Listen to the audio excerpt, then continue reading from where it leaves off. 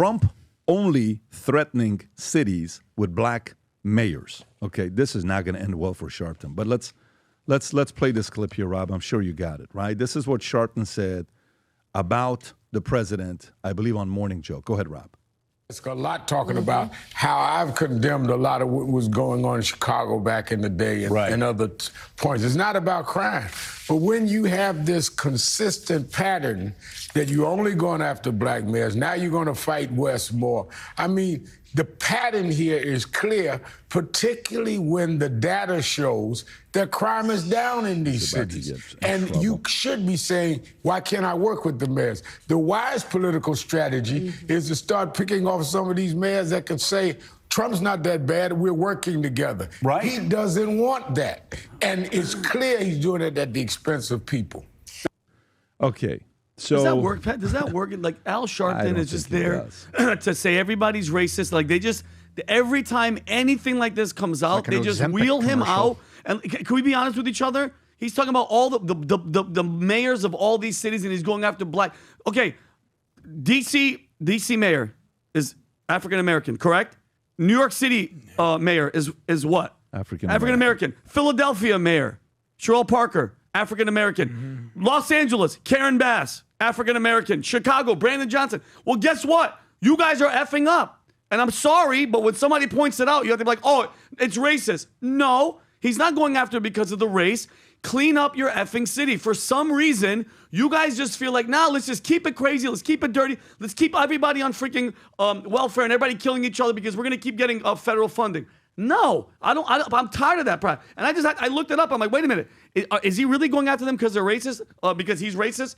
No, they're all African American. It seems like, hey, why aren't you taking care of your people in your city? Okay, everything is like, no, don't look at me. Look at me. Trump bad.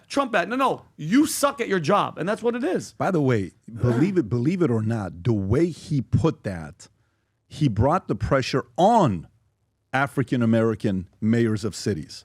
So there's a pattern. It's not that he's targeting them. It's the fact that it's the African American mayors, for whatever reason, I don't know why, crime is high in those cities. So you may say, well, that's because it's mainly African Americans. You really want to continue going? Yeah. This is not going to end well for you as you're going through this slippery slope. Then they have to use the racist card. No, you're just being racist, right? Now, let me show you something here about what local Chicago folks who are sick and tired of their mayor, and they're asking for Trump to come. And you tell me if these guys look like Trump voters. Just let me, they're just sick of it. They're like safety over politics. Finally, common sense. Look how she calls him out. Go ahead, Rob, play this clip. You all stood up there and said, you will not allow Trump to come in here and get these illegals. Yeah, you can smile. We're in $1 billion deficit. And you spent half of our money, half of that on illegals. You campaign and double down that you would not raise property taxes. Wow. I won't raise your property taxes. You wanted to raise our taxes $300 million. They shut it down. Now we back here for $150 million. Okay. See, this is what we asking now. Since you want to crash out, some of y'all say y'all willing to go to jail for it. Trump, Tom Homan, make an example of this right here first. Please come here first. Spend our tax dollars to go. Michael Rodriguez, you said to take Trump to court to protect these illegals. That's cool because we about to make all of y'all aldermen famous. Y'all think this is how it's gonna ride? I think not. Oh, I love Chicago that. red. We not playing. This was going to happen to you. You got Cash Patel and Pam Bundy that you're going to have to deal with sooner than later. Then it's going to be an audit. Next, it's going to be an investigation. Then it's going to be an indictment. Conviction. That's what's going to happen to you. Right there. By the way, now, let me tell you. They brought him an orange jumpsuit. Now they are going to call that guy an Uncle Tom. 100%. And they're going to call these guys racist. So when they use the racist word, watch what this guy does. Rob, again, Chicago, crime. Just so you know, I'm going to show you something from a story of somebody in D.C. D.C. goes 12 straight days without murder following the Trump's capital crime crackdown. Rob, go back to that clip. I want to stay on this racist thing with Chicago. Watch this other clip I just sent you. There's another clip I sent you of a guy that's questioning him, that he doesn't want to answer the question. And then they show a clip afterwards of what he campaigned on. This is Chicago's mayor. Again, I've been to Chicago 100 times the last 25 years. I had so many offices in Chicago. I almost bought a house in Naperville. I wanted to move to Naperville. I have offices in Oak Brook and Des Plaines, you name. We had all over the place. I used to go and stay at the same exact hotel. I have so many great memories of Chicago the last 25 years. I would like to see the city be great again. There's a big Assyrian community there. There's a big Middle Eastern community there. Watch this right here, Rob. Play this clip. Why are you a racist? Mayor Johnson. Yeah. Please turn the mic on. Thank you.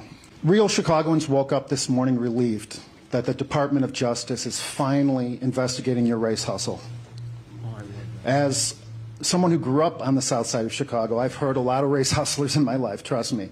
But they were usually marching around outside of City Hall, which is what makes this so embarrassing and dangerous. For over a year, real Chicagoans, white and black, have been telling me that your black power rhetoric is bringing the city backwards from a place that we need the question had overcome. You want the question? Please. Real Chicagoans want to know, why are you a racist? You know, first of all, I reject the idea and the premise that somehow that's an actual legitimate question. Okay. Do me a favor, Rob. Pause it right there. Fast forward to when he's explaining himself, because the gentleman's going to ask the same exact question twice, so you can skip that. Keep going, keep going, keep going. Go to the part where he's sitting to the right. Keep going. It's about to come up. Right there. Okay. Play it from right there. Go ahead, Rob. One employer of our people is our people. What I'm saying is, when you hire our people, we always look out for everybody else. We are the most generous people on the planet. The deputy mayor is a black woman. Department of Planning and Development is a black woman. Infrastructure deputy mayor is a black woman. Chief operations officer is a black man. Budget director is a black woman. Senior advisor is a black man. One thing that I know for sure that I have to do over these next 2 years, every single dime that our people have been robbed of, I want to make sure that that is returned 2, 3-fold. We have 6 developers that have received the first $30 million for investment. 5 out of 6 developers. Of those 6 developers, 5 of them are black and 3 are women. BOA Construction. Okay, you can pause it right there.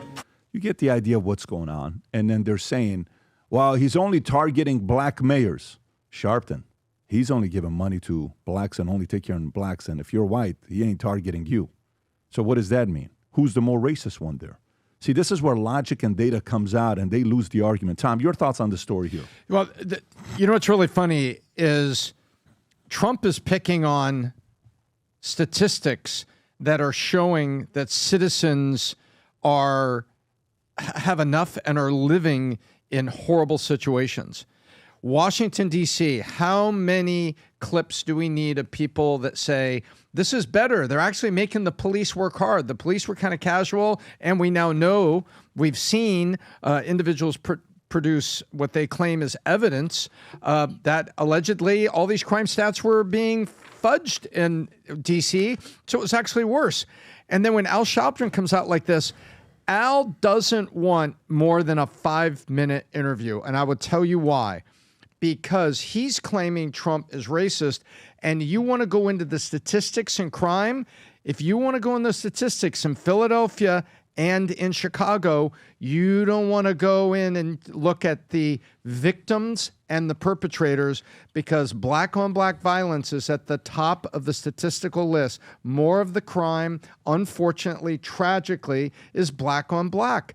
And so you want to go there, Al? This doesn't end well. It's sad. The communities need infrastructure. They need school investment. They need strong mayors that are colorblind to bring it back. And right now, you need the National Guard to restore order so you can even get to first base. That's what I think. And I think Al Sharpton is so disingenuous. If it's a half hour, if those were half-hour news shows going A to Z, he is at the end of it with nothing to say and completely exposed for just his comments about racism.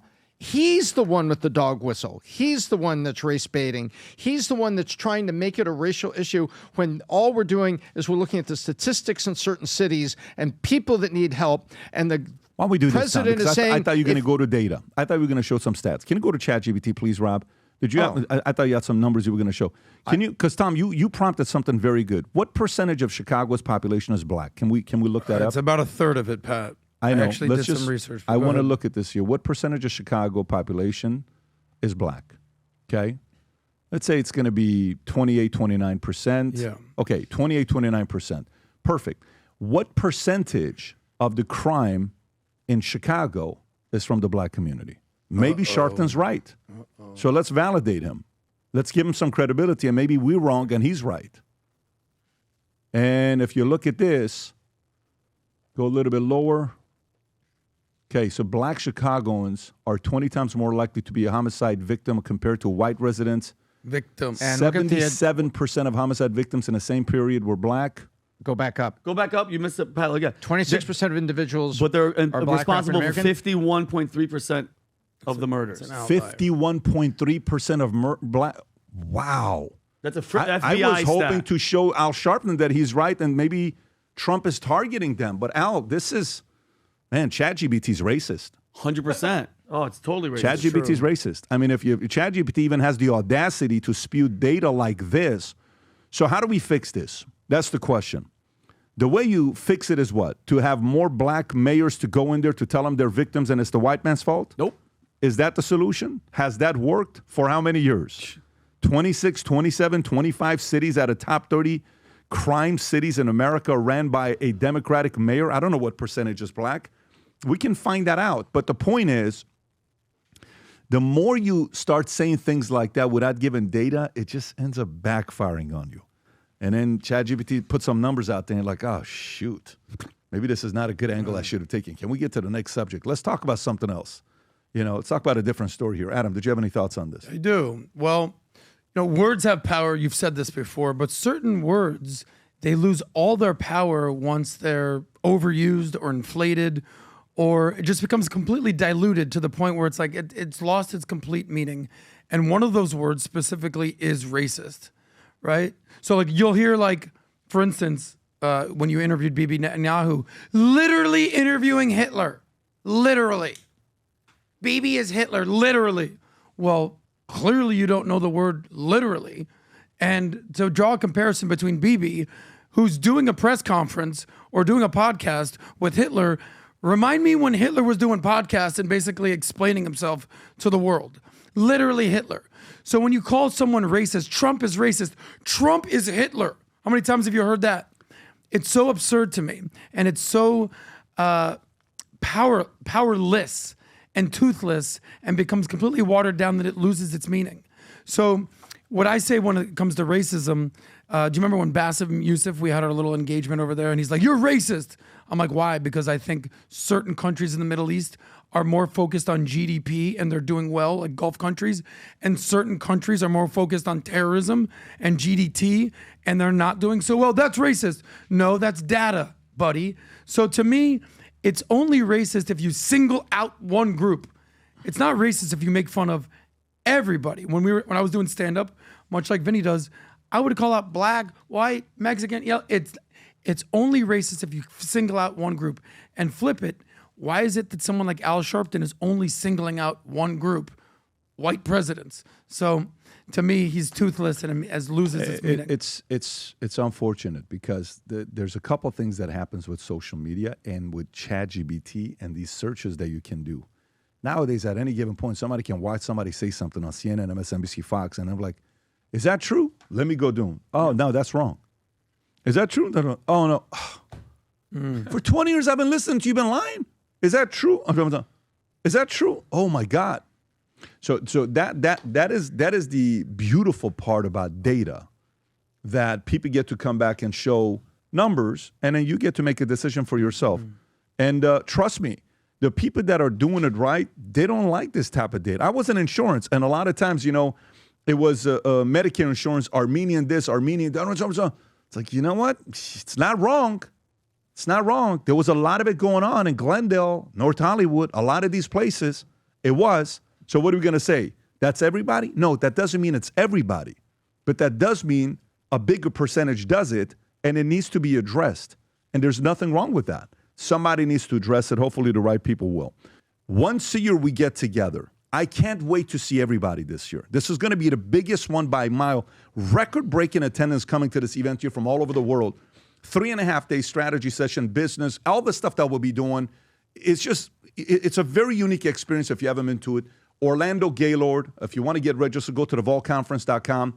This year's sponsor, the title sponsor of this entire event is Goliath Ventures, founder Chris Delgado. We've spent a lot of time with these guys. They've come to Yankees games with us. They've been coming to Vault conferences for the last God knows how many years. Goliath was founded in 2019, a private global equity firm focused on blockchain and decentralized finance, built on 3 pillars: technology, opportunity, and community. Core belief: blockchain is the foundation of a generational wealth shift. You can go search them, Goliath Ventures, Inc.com, to learn more about them. They'll be at the Vault conference all over the place. But tonight, those of you that bought the ticket that are coming here, I told you it's going to be special. I'm going to whisper you for the last time. If you're around the Florida area, you want to come to the networking event tonight on the campus. Do you know we're going to have Ferrari SP3s here? I don't know if you know what an SP3 is. Rob, can you pull up what an SP3 is, Ferrari SP3? You're talking about Ferrari SP3. It's a modern homage to a classic shape. Finding this car, Vinny. Holy moly. It's a $5 million car. It'll be on the lot. It's just pulling up. We will have a LaFerrari on the lot. We will have multiple $5 million cars on the lot for you to come by and see. You'll have Senna's 1989 McLaren car. You'll have jets to get on and see for some of you guys that have CEOs and founder tickets. You will see the hangar opened up, bunch of new things that nobody's seen before. Anybody that's a platinum and an executive, you'll get a tour. Founders and CEOs, you'll get a tour from me. And then right afterwards, anybody that's platinum and executive up, you will be able to go to the cigar lounge to hang out with each other, have drinks, have conversations at the boardroom, obviously on the other side, and then platinum will be on the back. The members, boardroom members, but you'll get a chance to actually see the cigar lounge. This is the manual, by the way, Rob, if you want to play this clip. This year's Vault Conference. Gang, for those of you guys that are going to the Vault Conference, manual is here. This year it is 296 pages. Holy moly. Oh my goodness. We cannot wait to go through this with all of you at wow, that looks amazing. the Vault That's right. Conference. You know when we start working on this manual? There. A week after the Vault ends for next year. That's when we start working on next year's conference. Yeah, so we can't wait to see everybody. Anyways, if you haven't yet registered, pretty much last chance. 12 days left to the event. Go to thevaultconference.com. Again, go to thevaultconference.com. It's becoming the #1 business event for serious growth because you actually get strategies on how to take your business and your life to the next level. If you enjoyed this video, you want to watch more videos like this, click here. And if you want to watch the entire podcast, click here.